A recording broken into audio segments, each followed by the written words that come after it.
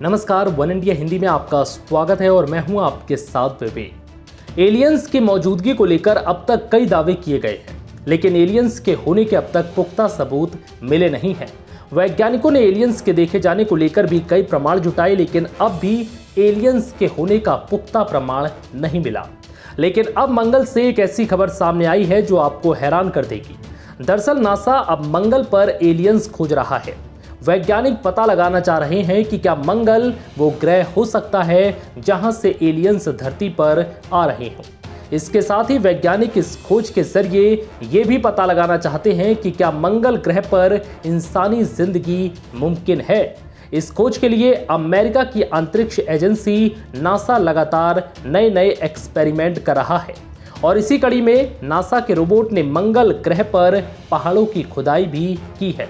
NASA अपने Perseverance rover के जरिए मंगल के सतह पर छेद कर वहां के पत्थर के नमूने इकट्ठे करने की कोशिश कर रहा था, जिसमें वैज्ञानिकों के हाथ बड़ी नाकामयाबी लगी।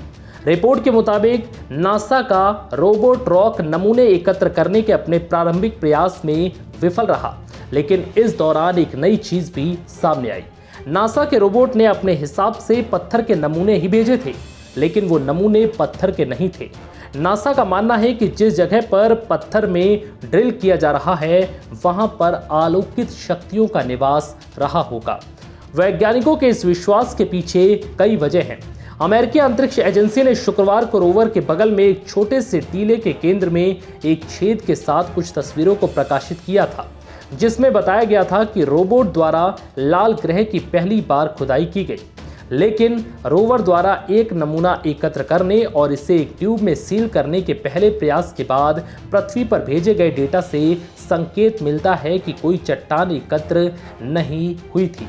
पहली बार में हाथ लगी बड़ी नाकामयाबी को लेकर नासा ने कहा है कि हम आगे भी कोशिश जारी रखेंगे। नासा के विज्ञान मिशन निदेशालय के एसोसिएट एडमिनिस्ट्रेटर थॉमस जुरबुचेन ने एक बयान में कहा कि होल इन वन नहीं है जिनकी हमें उम्मीद थी। नई जमीन में ड्रिल करने में हमेशा जोखिम होता है। उन्होंने कहा कि मुझे विश्वास है कि हमारे पास ये काम करने वाली सही टीम है और हम भविष्य की सफलता सुनिश्चित करने के लिए एक समाधान की तरफ प्रयास करेंगे। आपको बता दें कि ड्रिल होल एक नमूना कलेक्ट करने की प्रक्रिया का पहला चरण है, जिसमें प्राचीन माइक्रोबियल जीवन के संकेतों की तलाश करने के उद्देश्य से लगभग 11 दिन लगने की उम्मीद है, जो प्राचीन झील के आसपास या धरती के अंदर संरक्षित हो सकते हैं। जैसा पृथ्वी पर अक्सर पुरातत्वविदों के हाथ प्राचीन मानव जीवन या प्राचीन जीवों के अवशेष मिलते रहते हैं। फिलहाल इस वीडियो में इतना ही। नमस्कार।